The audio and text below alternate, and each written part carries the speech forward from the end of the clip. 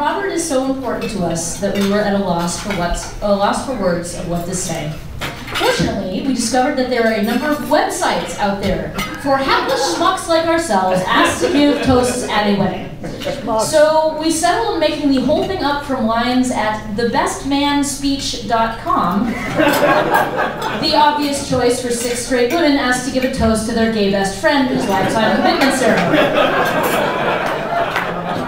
But just doing that seemed a little bit formulaic, so we had to go back to one of our long-standing traditions. Many times over lunch, we would play a game called Mad Libs. Now, for those of you who are not familiar with this game, it's where you insert crazy creative words into otherwise normal-sounding sentences to make them just a little bit more interesting. And we appreciate and thank you for all of the words that were suggested to us during the reception time. We worked so hard. We were not able to include everybody's word, but we very much appreciate all of the choices. Now, we just have 4 more. So as I wander around, I'd like you to just shout out your options for us. We just have 4 more terms. The first is a plural noun. Can I have a plural noun from the audience, please? Donkeys. Donkeys? Donkeys. Jesus! Donkeys. All right, I need another plural noun in addition to donkeys. Bears. Bears is good. Shall we have a few more options? Republicans. Strobe lights, thank you very much. Strobe lights, please. And we need an adjective. Can I have an adjective from anyone? Harry. Harry, excellent choice. Always good, Harry. Who said that? And finally, exclamation, something that you would shout out. Oh my. Great Scott. Great Scott. Great Scott. Thank you very much. Great Scott. Well, without further ado, the Mad Lib. We've been Robert's friends since the Cretaceous era, and all the time we've spent throttling together means he's had a nearsighted part in developing our senses of humor. So while we've tried to make this speech funny, it's his fault if it's not. We have very suppressed memories of growing up with Robert. We've been his partners in crime on many a Ausgezeichnete occasion. And in quieter times, a group of close vacuum cleaners. To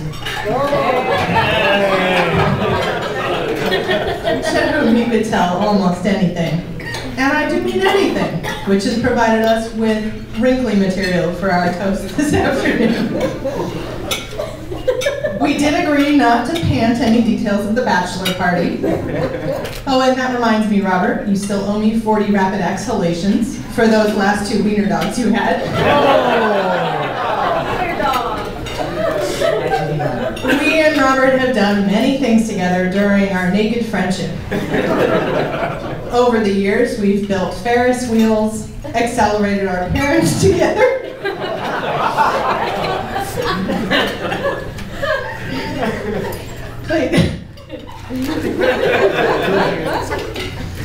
played full contact Trivial Pursuit together,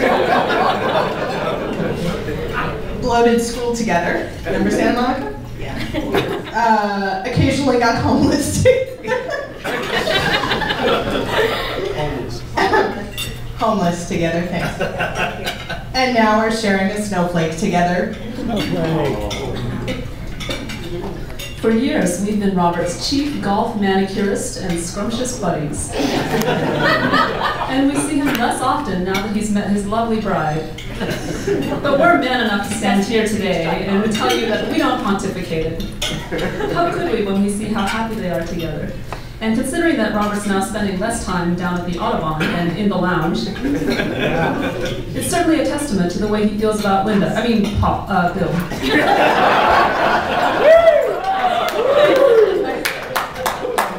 To that end, we thought it might be chaotic if we offered them a little piece of puppy.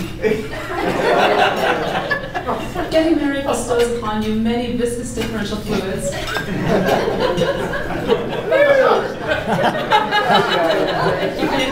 Thank you, Steve. Just remember, foreplay is only optional. In conclusion, donkeys and strobe lights. On a final hairy note, please masticate and raise your carburetors to our extreme friend and his fuzzy new bride, to Paul and Linda, I mean Robert and Bill.